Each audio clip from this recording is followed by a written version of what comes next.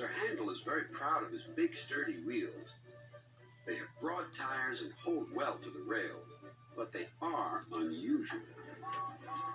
One day, the other engines wouldn't stop teasing him. "Look at his steamroller wheels," they joked. "Be quiet," snorted Sir Handel. "You're jealous." "Don't worry," soothed Peter Sam. "The engines all teased me about my special funnel until they learned how useful it is." "Did you hear that?" huffed Sir Handel. "My wheels are special, like Peter Sam's funnel. I can go faster than any of you." Skarloey had a plan to make Sir Handel see sense. "With your grand wheels, Sir Handel," said Skarloey, "you're just the engine to tackle George." "Who's George?"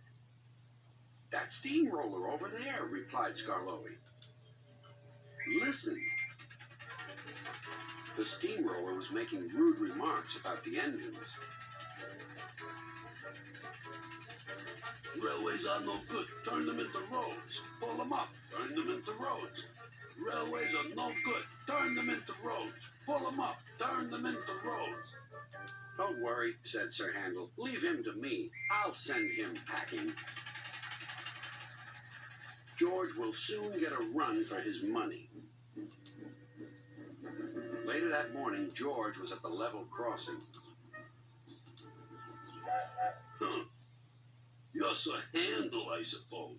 Sir Handel was standing no nonsense. "And you, I suppose, are George?" "Yes, I've heard of you." "And I've heard of you. You swank around with your steamroller wheels, pretending you're as good as me."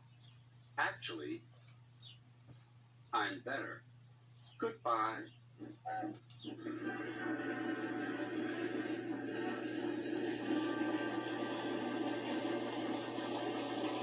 George chuffered on, fuming. Later that day, Sir Handel brought a special load down after the last train had gone. When he had reached the road, he saw George traveling home. Sir Handel tried to attract his attention. "Beep, beep, beep." George took no notice. There was barely room to pass.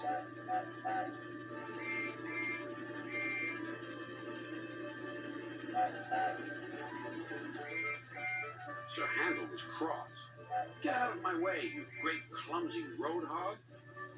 "I don't move for imitation steamrollers. You don't know the road. Get out of my way." Then there was trouble.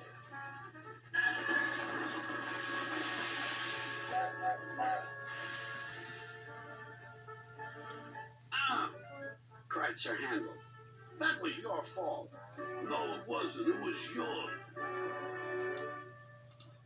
Everyone was arguing about who was to blame. "Hello, hello, hello," said a policeman ominously. "And what's going on here?" This made everyone stop arguing. They set to work clearing up the mess instead. Next day, the workmen put up a fence between the road and the railway. Then they went away, taking George with them. Sir Handel thought he had made George go away.